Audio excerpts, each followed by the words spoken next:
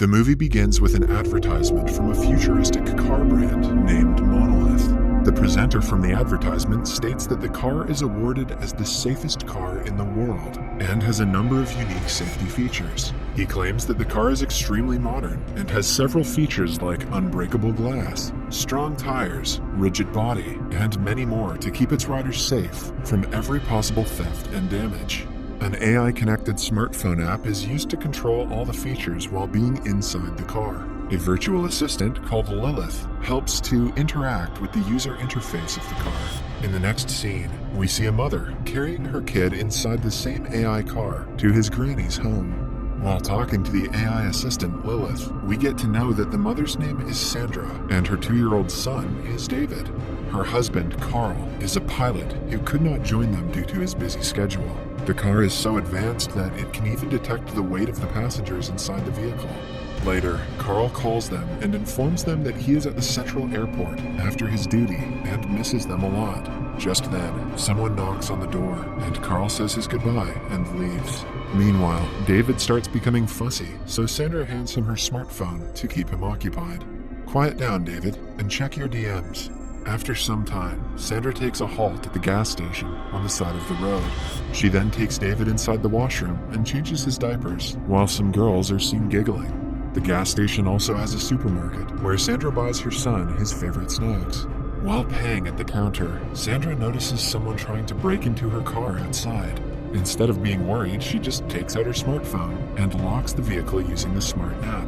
As Sandra is busy inspecting the situation, she doesn't even notice that David has been separated from her. After she realizes that David is lost, she screams and searches for him around the supermarket. She rushes outside and even calls a stranger, assuming that David is with him. She seems to be totally freaked out until she finds David with the same 3 ladies whom she met earlier at the washroom. Sandra immediately puts David into her car and activates the Vault Mode feature. This disengages her from what's happening outside, and she finally breathes a sigh of relief. After leaving the gas station, Sandra still has a long distance to drive until they reach her mother-in-law's house. Due to the long ride, Sandra feels bored and decides to call her childhood friend, Jessa, to check on her. Jessa receives the call and informs her that she is near the Central Airport at a hotel. She even tells that she has been staying at the hotel with Carl. Sandra is devastated at the revelation of her friend having an affair with her husband. She becomes so frustrated that she does not even bother to enter her mother-in-law's house after reaching the entrance. She continues calling Carl, but he doesn't pick up and pretends to be busy. Fed up with the lies, Sandra decides to take matters into her own hands and hence sets her journey to find Carl at the Central Airport in Los Angeles. On her way, a board shows that the distance to Los Angeles is about 320 miles. After a while, Lilith, the smart AI, mentions that a serious accident has taken place on the main highway, which will slow them down. She then suggests Sandra take the bypass road, which will save them a lot of time. However, the AI also mentions that the route is deserted and barely has any passengers. Sandra, who is adamant on confronting her husband, does not think twice and takes the alternative route. Later, it gets dark, and Sandra starts to feel difficulty in driving the car. The fog on the way also intensifies, which affects her vision of the road in front of her. On her way, she finds no human settlements or any other vehicles. However, she finds an electrical substation located in the middle of nowhere. She glances over the place, but soon drives away. The place is so deserted that the only beings present there are wild animals. Suddenly, a nervous Sandra loses her focus and crashes into a deer which was trying to cross the road.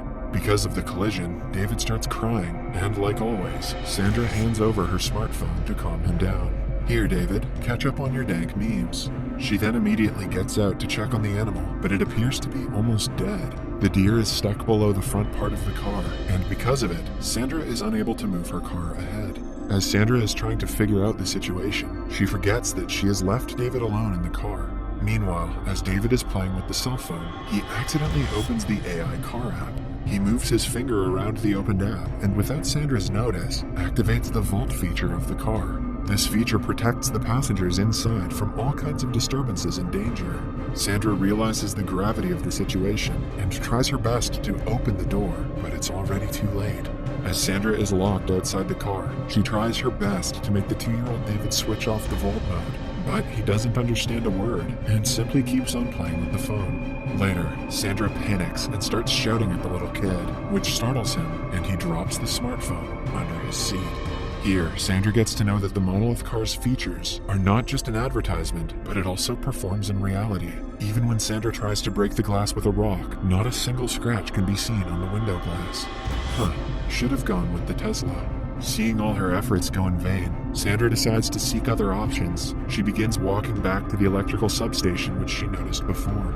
After some walking, she reaches the station, jumps over the fence, and cries for help.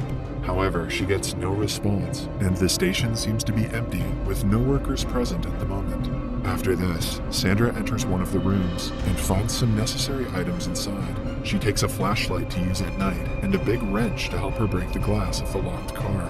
Just as she leaves the substation, she notices a wild animal following her. As Sandra rushes back, a coyote attacks her, so she climbs onto the roof of the car. Despite her best efforts to scare off the animal, it remains unfazed. In a last-ditch attempt, Sandra starts banging the car with the wrench, and an alarm starts blaring, which finally makes the coyote retreat. Just then, Sandra notices David having difficulties breathing. Despite the situation, she manages to calm David, and he finally starts breathing and soon falls asleep.